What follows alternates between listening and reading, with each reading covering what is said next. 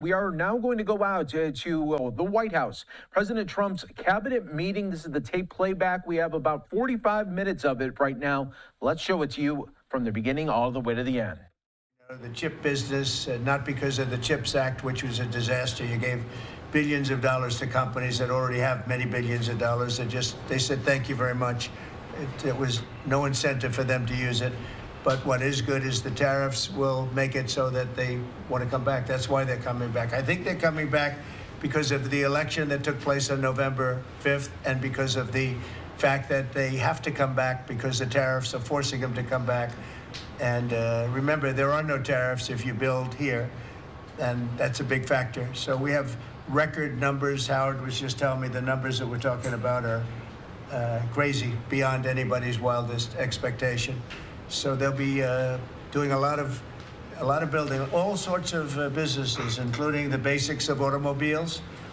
We have, as you know, Honda is coming in with a massive plant to Indiana, but there are many plants that are happening, and literally some are started already. General Motors is already redoing plants that were half abandoned, or they have plants that weren't being fully utilized. They're going to be they and others are going to be making parts and other things in those plants so that it's one-stop shopping finally. It's ridiculous. You had to go to Mexico, you had to go to Canada, a car went all over the place. It was like, I don't know how that would have worked, but that's the way it sort of ended up. We had a deal, and we have a deal, which is fine, but people took advantage of the deal. They cheated. And when you cheat, the deals are unfortunate. But now what's happening is the numbers are beyond our wildest expectations. Now, having to do with cutting, we've done a lot of cutting from people, ideally the people that aren't doing the job. In many cases, people weren't attending jobs. In some cases, in many cases, people didn't exist. They had on the government rolls people that don't even exist. But of the ones that did exist, as you know, many didn't come to work. Many had no intention of coming to work. Many were paid and working someplace else. There were lots of bad scenarios, but they're being weeded out, and I think we're probably ahead of schedule on that. And to me, something that was just terrible is the contracts that we're finding, the fraudulent contracts that we're finding, where millions and millions of dollars and even billions of dollars in some cases were given out. And I think we'll start with that. I'd like to start with Doug Burgum, Secretary of the Interior. He told us about a couple of contracts that we have now found. When he got there, they saw this with Chris and everybody, and they couldn't believe it. Doug, could you just relate what you told us a little while ago? No, happy to, Mr. President. There's a federal consulting group, which was a group inside of Interior, but it was managing contracts from many different agencies that flowed through here. One of those contracts was to do surveys of individuals, $830 million for surveys. And so part of the question was, hey, could we actually see the surveys? And then the surveys came back, and a survey was like 8.5 by 11 sheet of paper with 10 questions that anyone's child in junior high could have put together, or AI could have done for free. $830 million. So that's one that we've stopped, and that contract was going out after you were inaugurated, sir. So it was so jumping. It's a pure fraud. Yeah, it's a fraud. But we've had many fraudulent contracts that were caught by the work that Elon and his people are doing, and working with our people. It's been brought to light. The fraud, not just waste and abuse, the fraud has been incredible. You mentioned one, Madam Secretary. Well, yes, sir. Well, let me just add to that, and thank you. We just had a wonderful cabinet meeting, all aligned on certainly the effort to realign the government. But even at the U.S. Department of Agriculture, we've canceled a $300,000 contract educating on food justice for queer and transgender farmers in San Francisco. A similar contract we canceled in New York, again, educating transgender and queer farmers on food justice justice and food equality. I'm not even sure what that means, but apparently the last administration wanted to put our taxpayer dollars towards that. We canceled a $600,000 contract out of Louisiana that was studying the menstrual cycles of transgender men, a $600,000 contract. We canceled another contract out of a university in the middle of the country that focused on getting more diversity, equity, and inclusion into our pest management industry. Again, these are nonsensical. It makes zero sense to use taxpayer dollars to fund these. I know these are just a few examples of the hundreds and hundreds that we have found. Well, a clear case of fraud was with the Small Business Administration, where they were handing out loans, $330 million worth of loans to people under the age of 11. I think the youngest, Kelly, was a 9-month-old who got a $100,000 loan.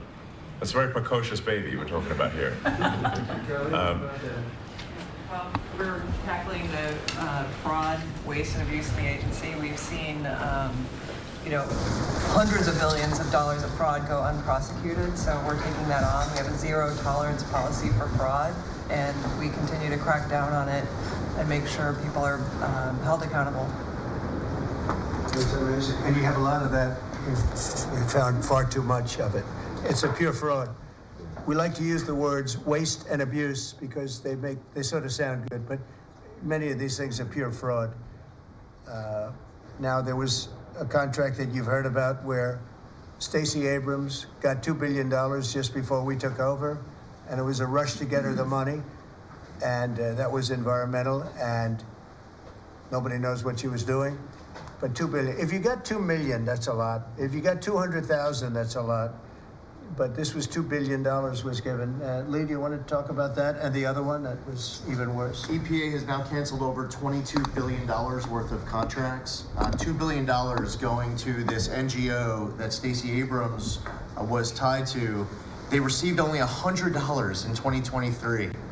And then the Biden administration gave them $2 billion. The director of the Greenhouse Gas Reduction Fund saw his former employer get $5 billion. So $20 billion went to just 8 NGOs, and they're all pass-throughs. And then they were giving it to other entities, many of them were pass-throughs. And what you have is all these extra middlemen, they're taking their cut. And the taxpayer ends up getting screwed. They're losing out on all this hard-earned money. They can't afford to have the federal government waste. The partnership with DOGE and Elon Musk has been incredible at EPA. Their team is very talented. We wouldn't have been able to do it without them. And of course, this mandate from President Trump to make sure that we identify every last penny, whether we're saving $50,000, $5 million, or $22 billion. We will not rest until every last penny is saved. Thank you, Mr. President, for the opportunity to do this for the American public. Thank you. Great job you're doing. So we have a lot of that. We're getting down to a point we think probably over the next 2 or 3 months we'll be pretty much satisfied with the people that are working hard and want to be members of the administration and our country, really. And they're doing a lot of good people. We have a lot of great people. We want to keep the good ones, and we want to get rid of the ones that don't exist, and we want to get rid of the ones that do exist but don't work. And we have quite a few of them. Would anybody else like to say something before we take some questions from the press, please?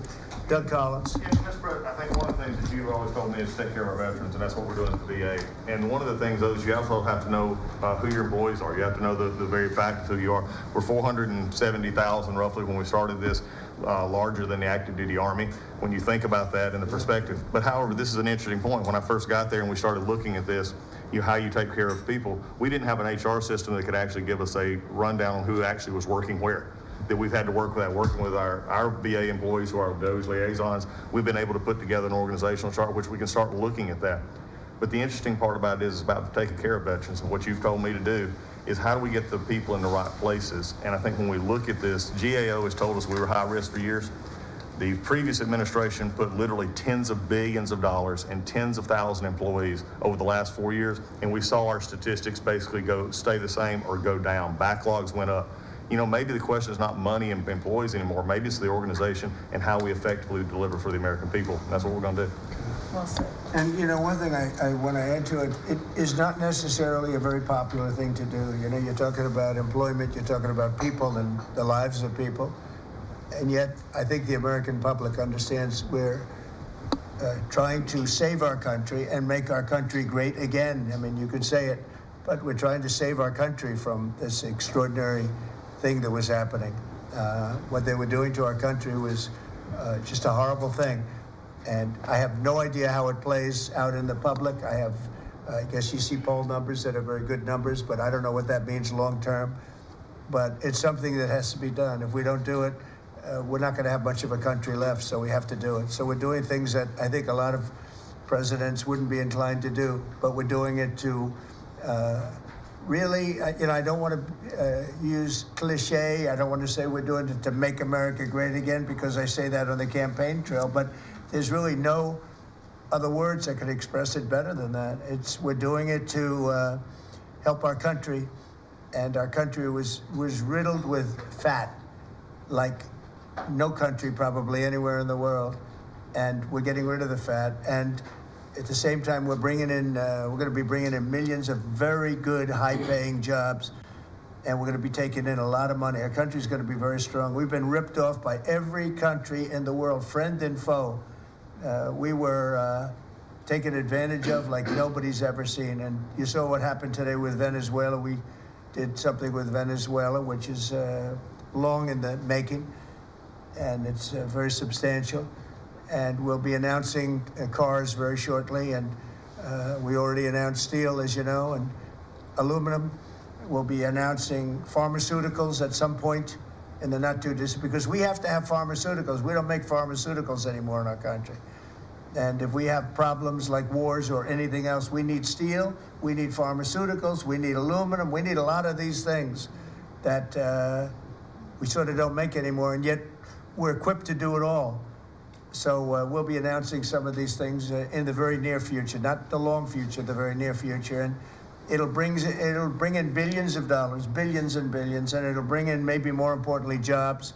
It'll protect the jobs we have, and it's going to be really, really quite amazing. Chris, did you have something to say? Yes, Mr. President. I want to say energy is the infrastructure that makes our country run and drives our national security. The Biden administration grew my department, the Department of Energy, by 20%, and expenditure much more than that, all in an effort to reduce the production of energy in the United States and to make energy more expensive. We are stewards of the American taxpayer dollars, right? That's the job of everyone around this table, led by you. We want to reverse that trajectory and care about every dollar an American taxpayer gives us, and are we using it for the benefit of Americans? Let me tell you one thing: huge growth in expenditures, huge growth in employee count. Puerto Rico, an American territory, had its electricity grid destroyed. They had billions of dollars in the Department of Energy to help Puerto Rico, yet they didn't spend that money, because that money would have meant more energy, more jobs, more prosperity in Puerto Rico. They wanted to have them as a poster child of wind and solar. This island should run on wind and solar. That just doesn't work. But they cared about politics more than the American people, and they didn't treat the dollars like they were their dollars. Yeah. This table, the team you have assembled, we're treating the American dollars like they're our dollars. Yeah. Thank you. You're doing a great job on energy, by the way. We have things happening with energy that will knock your socks off. A really amazing job. Howard, do you want to say a couple of words? Well, what is so exciting is April 2nd is just around the corner, and that's American Liberation Day. That's the day when the rest of the world starts to treat America with respect. And your leadership, understanding how the rest of the world treats us and what balance and what fair trade finally is going to take care of America. It's going to launch the External Revenue Service to start to build the power and prestige of America back. And I'm honored to be helping you on that course. It's an interesting term, right? The External Revenue Service. We're going to take in a lot of money from the outside, and that's going to keep our taxes low, and I think getting a lot lower. It's going to be a lot of money, and the external will take care of the internal to a large extent. So I think it's going to be a beautiful transformation. Linda, you might say a couple of words. You've done so amazing. It's a 50% cut, and more importantly, we want to bring education into the states where at the bottom of the pack, but we're the most expensive per pupil. And we want to bring education back to the states where they can teach the students lovingly with their parents and with the boards and everything else. And they'll be every bit as good as these other countries. These states, these individual states will do a phenomenal job. You want to say something? Yes, sir. And if we think about education, if we don't address the issues in education now and start getting our scores up, what are we going to find our next generation after that? Where are our engineers, our doctors, our lawyers, our scientists, our AI and technical experts going to come from? We will go farther and farther down, and with everything else we're doing within our country, building manufacturing, bringing all of that back, if we don't educate in the best way we can, we will be lost, and those generations will be lost. It is, I think, the cornerstone of our culture and what we need to focus on. And so by having education at the best place where it can be, which is at the states, the local levels, with governors, with best practices and tools, which I hope the Department of Education can help supply for them, we'll do it. And Linda, as you know, the SBA has taken over her student loans, which is a lot of loans. It's a big job. And Kelly, we appreciate that. You're going to do fantastically well. And Bobby is going to be taking over their various medical aspects and health aspects of the educational process. So, and he's going to do a fantastic job of it. So thank you very much. Thank you, Mr. President. I'd just say that I'm very grateful to you and very grateful for the partnership with DOGE and with Elon. We've identified extraordinary waste in my department and HHS. The expenditures, the budget of HHS during the Biden administration went up by 38%. The employees went up by 17%, and healthcare went down. We have 40 comms departments. We have 40 procurement departments. We have 40 IT departments, and we have 40 procurement, HR, none of them talking to each other. We are, with Elon's help, eliminating the redundancies. We are streamlining our department. We're going to go back to providing gold standard science. We're going to get the money to the scientists and to the patients rather than to the administrators and to the bureaucrats. And we're going to restore gold standard science, and we're going to make America healthy again. Thank you very much. It's great. If you might, Madam Secretary, say a little bit about what's happening and how well we've done at the border. Sir, this last week I was in Arizona, California, Alaska, and Florida, and CBP literally has almost 100% operational control of the border, which means that our country is secure and that we know who's coming into this country and that they love our country and they want to help keep it great into the future. We are, in the month of March, the last couple of weeks, increased our deportations by 50%. So we're now not even just getting the worst of the worst out. We're making sure that there's consequences for being here and committing crimes in our communities. And the numbers are continuing to escalate and to go up. Sir, this week I'm headed down to El Salvador. I'll be in the prison where we sent TDA members. I'll be meeting with the president and also Colombia and Mexico and talking about building these relationships so that we can continue to get people out of this country that don't belong here and take them home. And also you had talked to me about sending the message worldwide about the fact that people shouldn't be coming to this country and they shouldn't be coming here illegally. So we are in several other countries around the world with a message right now that's saying, if you are thinking about coming to America illegally and coming here, don't do it. You are not welcome. We have a legal process to becoming a United States citizen, and there are consequences if you come here illegally, and America has changed because we're putting Americans first. So we've also, the Coast Guard has done phenomenal work. I don't know if you all have reported on it, but we have broken historic records in the amount of drug interdictions that they have brought in. We've repositioned the fleet to go after the fentanyl crisis and to go after the southern border and securing it, and they've done amazing work as far as that. We were down in Florida. They brought in $500 million worth of cocaine that they had done in 14 interdictions and had brought them in, going right directly after the cartels, and doing great work there. And we have a cutter that we have sped up the process, sir, the icebreaker, that'll be hitting the waters here this summer, and we've got 2 more that will be coming. But you know, Russia is using their cutters and icebreakers up in the Arctic to do surveillance on us, and we're going to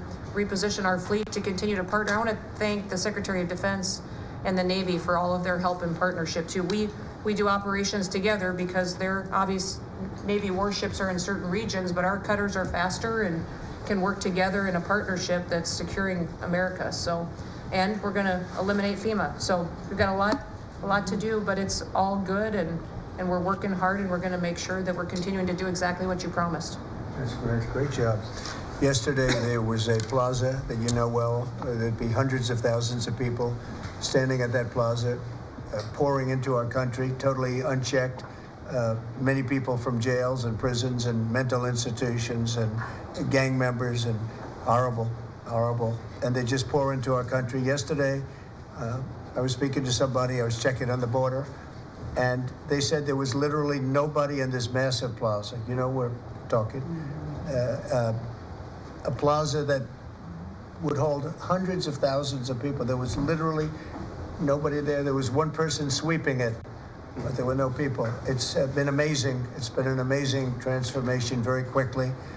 And we're getting the bad ones out first, and we're taking them out. And there's some really bad ones, murders of more than one people. At least 50% murdered more than one person. This is the people that we're letting in through their open border policy. It was terrible, but I want to just congratulate you and Tom Holman on the job you've done.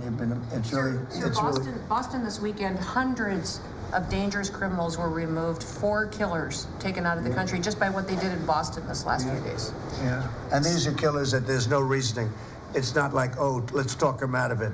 These are stone cold killers. They don't care. They don't even think about it. They kill somebody. They go to sleep. They wake up. They don't even remember they killed them. These are bad people that should have never been allowed into our country. Pam is doing such a fantastic job. I thought maybe you could say a few words. Thank you, President. As far as we are hearing a lot about fraud, waste, and abuse, a lot of waste and abuse, but there is a tremendous amount of fraud. And Elon, thank you for your partnership. Thank you for your team. You have uncovered so much fraud in our government, and we will prosecute you. We have an internal task force now working with every agency sitting here at this table. And if you've committed fraud, we're coming after you. Thank you, Elon, for that. On the violent crime level, thanks to President Trump's directive, we are seeking the death penalty again. So all of these horrible, violent criminals that you're hearing about around the country, they will face the death penalty federally within our country. And the drug dealers need to get out of here because we are coming after you. We're going to have 94 great U.S. attorneys around this country, and everyone will be prosecuted to the fullest extent of the law. Thank you. Thank you, President. It's at your directive. I couldn't have said that better. That's very good. That's very good. She's doing a fantastic job. Thanks, Pam. Do you have any questions, please? Mr. President. Yeah, please. Mr. President, what can states do now to implement your Department of Education executive order? Well, I think what's going to happen is we are cleaning out a lot of things like the loans, student loans, which will be handled very professionally by people that do that. And then, as you know, RFK Jr. is going to do a fantastic job having to do with health and the other things, and frankly, better than the people at the Department of Education. You see the buildings all over D.C. And then the rest is the states are going to start coming in and taking all of the information on all of their students. And I think a lot of that information is going to be shipped to different states like Iowa, like Indiana, like so many. They're so anxious to get, they're calling us, and they're so anxious to get it. We'll be shipping the records of the children that they're taking care of, that they want to take care of, and the process will begin. And I think it won't be that long before the states will be really running the Department of Education. Our teachers are going to be taken very well care of. And I said, personally, I don't care, union, non-union, it doesn't matter. Teachers are so important to this country and to me. And we're going to take great care of our teachers, and I know it's very important to Linda. So I think you're going to see a tremendous change very quickly having to do with education, and the process has already begun, very strongly begun. I think we've done, in whatever it is, 8 weeks, people are amazed at how much we've done in terms of the safety of the country. In fact, I would like to ask maybe Marco to say a few words on what's happening with respect to, in particular, Russia, Ukraine, where we have some pretty good news I think we want to get it stopped. We're losing 2,500 young people, and these are Russian and Ukrainian people largely. And they're not American people, but on a human basis, we want to get it stopped, and we want to stop spending billions and billions of dollars to a country that we think it's time. And we're doing pretty well. Marco, do you want to say something? Yeah, Mr. President, first of all, I think the American people should be proud that we have a president that's promoting peace and the end of conflict on this planet. This is a war that's gone on for 3 years, as you pointed out, that, as you rightly pointed out, would have never happened had you been president, but now it's here, and it needs to be brought to an end. There is no military solution to this war. It has to end through negotiation. And there's only one leader in the world that's capable of bringing the two sides to a table, and that's our president, the President of the United States, President Trump. And that's what he's done. And so today, even as we speak, we have teams on the ground in Saudi Arabia meeting with the respective sides in the hopes of making progress towards this outcome that we all want to see. And I think that the country owes you a great debt of gratitude, and the world, really, because, I mean, you're the only leader in the planet that can bring the two sides together to bring an end to this conflict. And that's what you've done. And you've done it despite, you know, impediments from other countries and others who maybe have different opinions about how this should go. But ultimately, I think that the only chance we have for peace is through the president's leadership, and you've shown that, and we hope it'll bear fruit, and today will hopefully be one step more in that direction. Thank you, Marco. And on the Middle East, another hot spot that we didn't have a problem with. There was no problem in the Middle East when we left, and now there's a lot of problems in the Middle East, but we're working on that. But I think we've seen significant progress, and I think we're going to start, we were talking with the Vice President a little while ago, and you're going to see countries start to fill up the Abraham Accords. More and more countries want to join. That was a great success, tremendous success, and then Biden and his group did zero with it. That should have been filled up within a year of the election, would have been filled up. So countries are starting to want to get involved very much with the Abraham Accords again, so that'll be great. JD, do you want to say something? Yeah, sure. Yes, sir. Just on that topic, if you think about what happened with the Abraham Accords, one of the great diplomatic breakthroughs under the first Trump administration, really in the last 30 or 40 years of American history in the Middle East, and the Biden administration did absolutely nothing with it. Built on it, not at all, added zero additional countries. Purely out of political spite, the Biden administration, I think, hurt the United States and really hurt the project of world peace. That has changed. Luckily, about 2 months ago, we got a new president, and that president has given us the task of building out the Abraham Accords, adding new countries to it. And really what you see is a lot of these countries that have historical, ethnic, or religious hatreds want to build. They want to build new artificial intelligence. They want to build new real estate projects. They want their citizens to become rich and prosperous and peaceful, and they're setting to the side some of those old hatreds under the leadership of President Trump. So it's early, but we made a lot of progress, and we'll keep on making progress, sir. Thank you, JD. One of the things that's very important, I think, to mention, I saw a show yesterday, and they had a Democrat congressman on. It was on Fox. And he said, well, President Trump said prices would be coming down, and instead he's focused on other things. Well, we are focused on a lot of other things, like peace, like all of these companies that are moving in and jobs. But what he didn't say is that prices have come down very substantially. And if you look at when I came in after 1 week, they were screaming at me about eggs. Eggs had nothing to do with me, but they were through the roof, and you couldn't get them.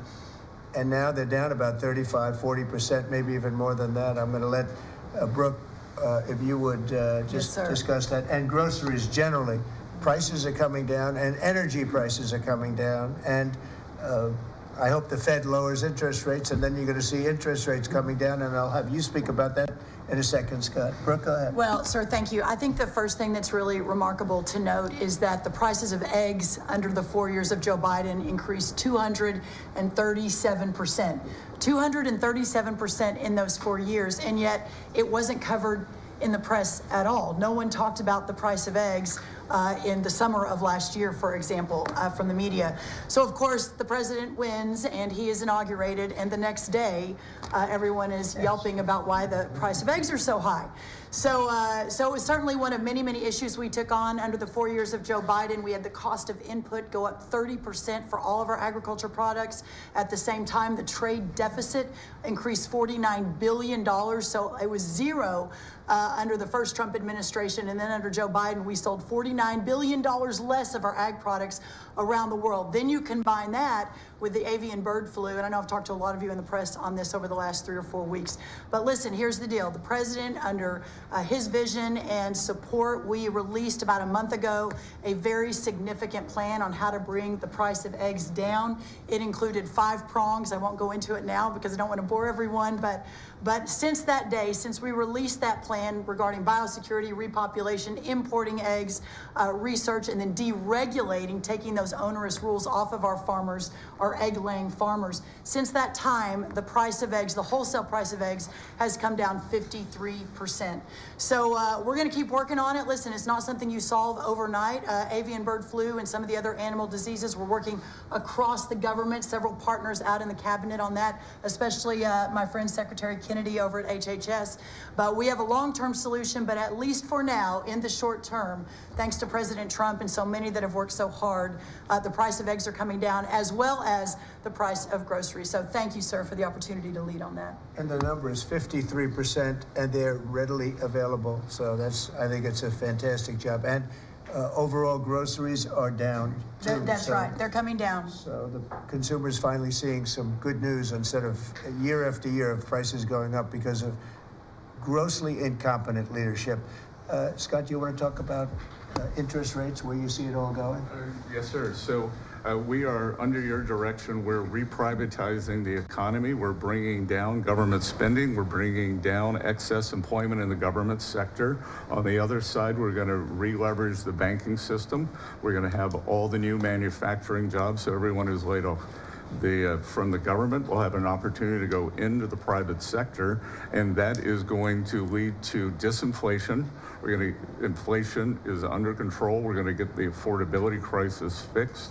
So lower energy, deregulation, more private sector jobs that will naturally get interest rates down.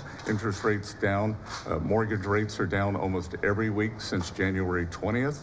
The energy costs are down about 15%. Crude oil's down about 15%. And as we keep that going, interest rates are going to keep declining. It'll be good for mortgages. It'll be good for credit card debt. It'll be great for auto loans. That's great. And you're doing a really, really good job. I'd like to see the Fed lower interest rates. That's just my opinion, because things are coming down. We have inflation under control. Tremendous amounts of money will be soon coming in from tariffs, which is about time that we were able to partake. We've been ripped off by every country on that basis, and it's about time. But that will be, I think, treated very fairly, will be very fair. But the money that we're talking about is rather astronomical, and it should be, because we put years and years.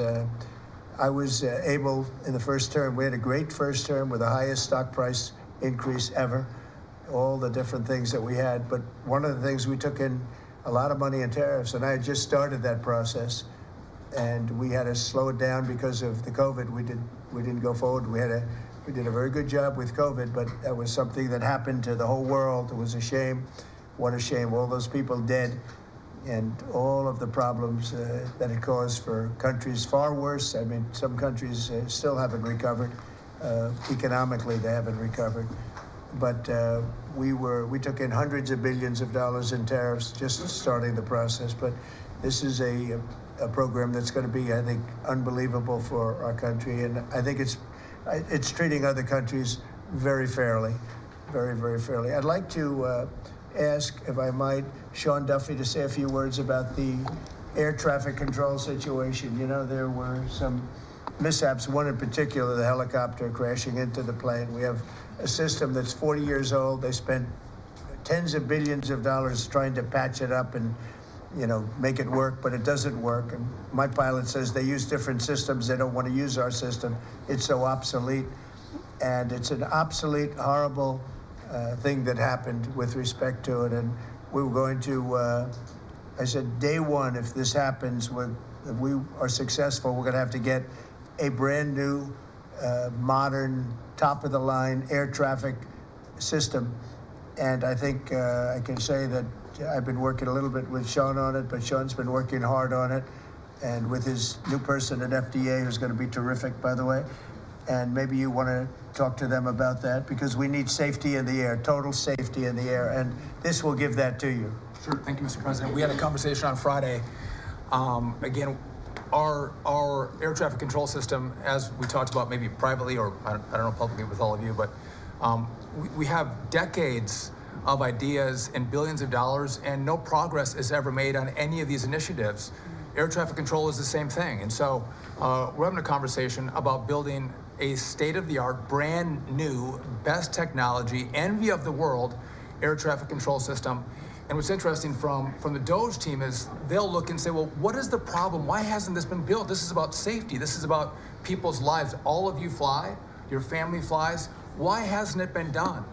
And the problem is in government, it takes way too long. So technology changes and money changes and administrations change.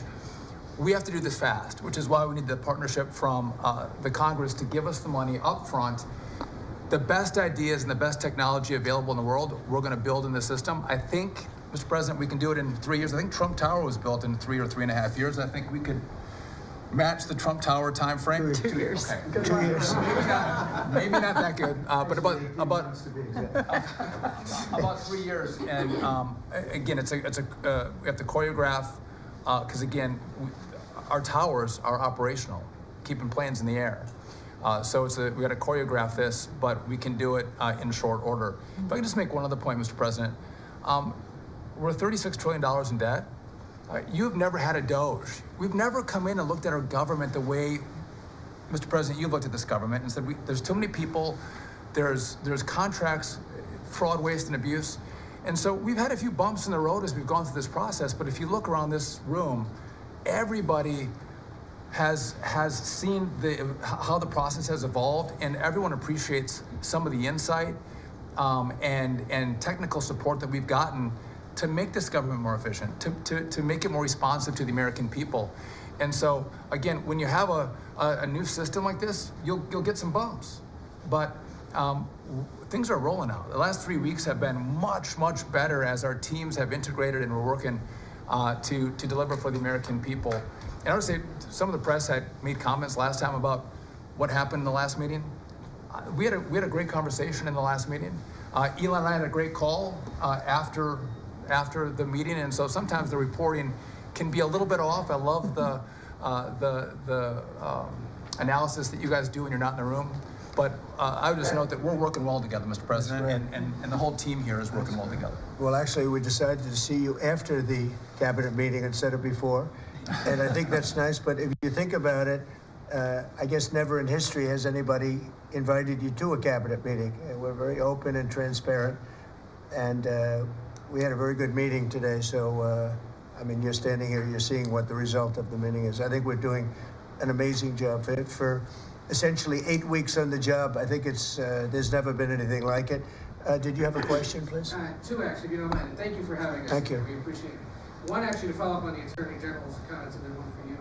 You said that you're now preparing to prosecute examples of fraud across federal agencies that have been referred to you. Is that what you said? We are working with a team. We have a team of attorneys in place working with Elon's incredible team, helping us, taking referrals from the cabinet members. You know, these are your tax dollars. And a lot of it is just abuse, a lot of it's waste. But if it's fraud, we are investigating it, and we're coming. We are looking at multiple cases of fraud throughout the federal government. One for you, Mr. President. Greenland is confused about the Second Lady and the National Security Advisor visiting this week. They're concerned that this is further provocation or whatever it is you ultimately want for Greenland. Could you further explain why they're going? What is the ultimate end goal when it comes to? Yeah, well, not provocation. This is friendliness, not provocation. We're dealing with a lot of people from Greenland that would like to see something happen with respect to them being properly protected and properly taken care of. They're calling us, we're not calling them. And we were invited over there, and I thought it would be I have great respect for the wife of our of our great vice president. I think she's she's a brilliant woman. She's a very nice woman, and she loves the concept of Greenland. And so she's going there, and I think Marco's going there, and some others are going there.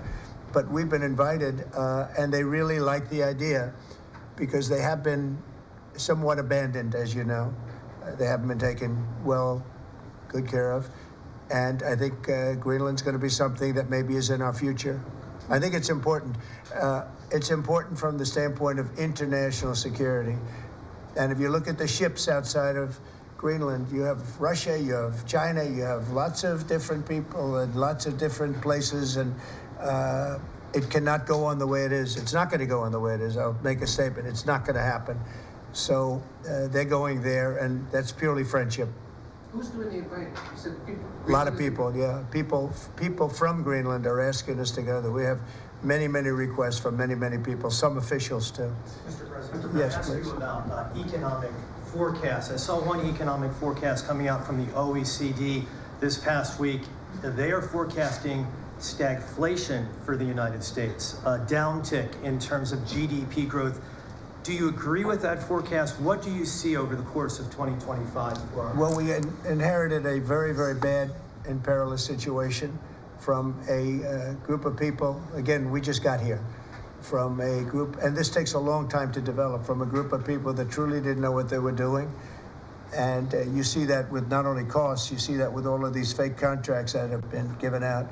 So we inherited a bad situation, but I think we're going to have an economy that booms. I think when it all kicks in, it's not going to take very long, because some of these people that announce that they're going to spend billions of dollars, I mean, literally, Apple is spending $500 billion. They've never made anything close to that to do that. They're building plants here instead of China, instead of other places. When it all happens, and it's going to happen very soon, these are people that are already, in many cases, they're already starting. They just announced, in some cases, they announced, but they actually started before the announcement, as you know, because some are already building. This is going to kick in. I think it's going to be amazing. So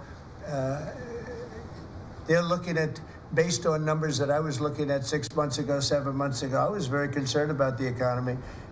We're going to have something that's like nobody's ever seen before. We have numbers, and we have job generation that I don't think we've ever seen before. See how it works out? But I think the economy is going to go through the roof. Okay. Mr. President, yeah, please. about Ukraine, in an interview with Time magazine published this morning, President Zelensky said he believes that some members of your team have been influenced by Russian information. Those were his words. What do you have to say to that? Well, probably they have been influenced to get this thing settled, because Ukraine wants to see it settled. I think they have to have it settled, and Russia wants to see it settled. And I think if I weren't president, this would never happen. Marco's doing a great job, and Steve Witkoff has been incredible. Michael Waltz. We have a great group of people working on it, and it takes a good part of their day, settling something that really, it affects us monetarily because we've given so much money, and we're getting that done. In fact, Scott is telling me that the agreement on rare earths is just about completed. They'll sign it shortly. So it's, as you know, Europe is in for a very small fraction of what we're in for. It affects them much more than it affects us. Again, they are in as a loan, which nobody knew until I came along. Europe is giving the money to Ukraine as a loan. We were just pouring money into Ukraine. It was a very unfair situation. So we made a deal on rare earths. But most importantly, we want to stop the killing that's going on. 2,500 on average, mostly soldiers, a week are being killed. And they're Russian and they're Ukrainian, and if we can stop it, that's a very important thing to me on a human basis. Okay, anybody else? Are you signing the rare earths deal today? Is that what you mean? No, we'll be signing it soon. So Ukraine. It'll be signed very soon. Can I ask you another question on Ukraine? Yeah. You recently mentioned the fate of all the Ukrainian children abducted and transported to Russia. Right. So are you demanding that Russia return these kids to their families in Ukraine? Well, it's one of the things that we're talking about. I know that no decision's been made. We're talking about territory right now. We're talking about lines of demarcation. We're talking about power plant ownership. Some people are saying the United States should own the power plant and then work it that way because we have the expertise to fix it up, et cetera, et cetera. It's okay. That would something like that would be fine with me. but they are talking about ownership of the big nuclear power plant in particular. But all of these things will come up, and they have come up, and that has been discussed, yes. Okay, I want to thank everybody very much. This was a great meeting. These are phenomenal people. We're lucky to have them. I have to tell you, I want to thank you all, and Elon, I want to thank you. I know you've been through a lot with this horrible situation that happens. The cause, That's right, saving America. It's very unfair. What he is a patriot. Here's a man that I can tell you, he's a friend of mine. He's become a friend of mine. He supported me in the election. That's when I got to know him, really. I knew him a little bit from the first term, but not much. But he's a patriot more than anything else. He's never, think of it, he has never asked me for a thing. He could have. I always say, I wonder if he's ever going to ask me for something. And that's always subject to change, and if it does change, I'll let you know about it. But Elon has never asked me for a thing. I mean, I got rid of the electric car mandate. I have no idea how that affects him, but possibly not good. I don't know. But he's never asked me for a thing. And I think that's an amazing tribute.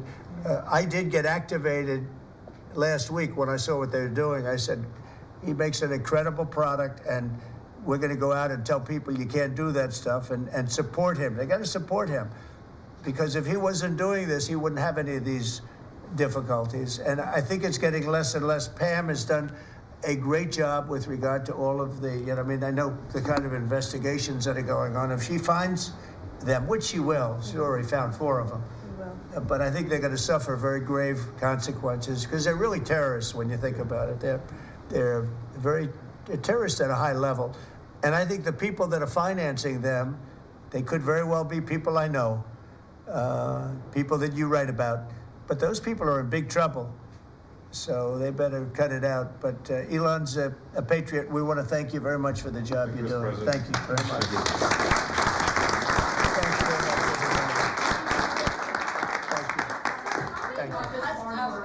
Thank you, everybody. Thank you very much. All right, the media portion of the cabinet meeting comes to an end. President Trump ending on the note there, calling Elon Musk a patriot, saying that Elon Musk has gone through a lot in recent weeks there, with many Tesla cars being vandalized.